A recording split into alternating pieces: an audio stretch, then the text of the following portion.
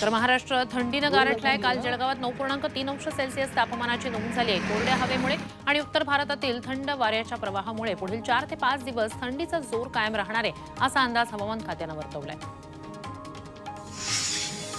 दिल्लीकर कडाक्याच्या थंडीनं गारठून गेले। थंडीमुळे अनेक भागात धुक्याची चादर पसरली। याच पार्श्वभूमीवर हवामान विभागानं पंजाब, हरियाणा आणि चंदीगडमध्ये ऑरेंज अलर्ट जारी केलाय।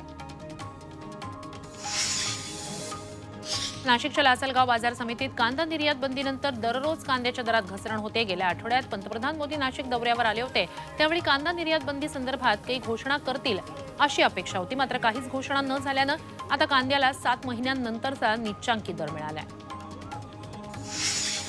धुळे आणि नंदुरबार जिल्ह्यातील कापूस उत्पादक कापसाला दर मिळत नसल्यानं चिंतेत आहेत। चांगला भाव नसल्यानं शेतकरी कापूस न विकताच घरी परत नेत आहेत। सरकारनंच कापसाला भाव द्यावा अशी मागणी शेतकरी करतायत। अमृत नोनी आर्थो प्लस, ये एक प्रूवन फॉर्मूला है। इसमें मौजूद नोनी फल के गुण और आयुर्वेदिक जड़ी बूटियां शरीर को जरूरी पोषक तत्व देने के साथ साथ हड्डियों और जोड़ों के घिसने, उनमें होने वाले सूजन और दर्द को रोकने में मदद करता है। दर्द मुक्त जीवन के लिए अमृत नोनी आर्थो प्लस। हिंगोली जिल्ह्यात ठाकरे गटानं सरकारचं लक्ष वेधण्यासाठी अनोखं आंदोलन केलंय। सोयाबीन आणि कापूस दरवाढीच्या मागणीसाठी सेनगावातील कृषी उत्पन्न बाजार समितीत सोयाबीनमध्ये गाडून घेत आंदोलन करण्यात आलंय। वेळेच मागणीकडे लक्ष न दिल्यास जिल्हाभरात आंदोलन करण्याचा इशारा यावेळी देण्यात आला।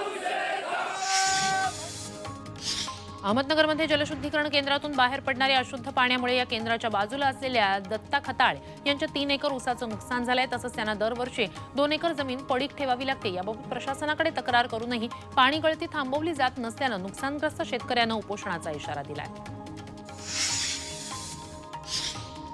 पालघरच्या करवेलेतील दिलीप पाटील या शेतकऱ्यानं 1 एकरमध्ये सूर्यफूल लागवडीत अनोखा प्रयोग केलाय।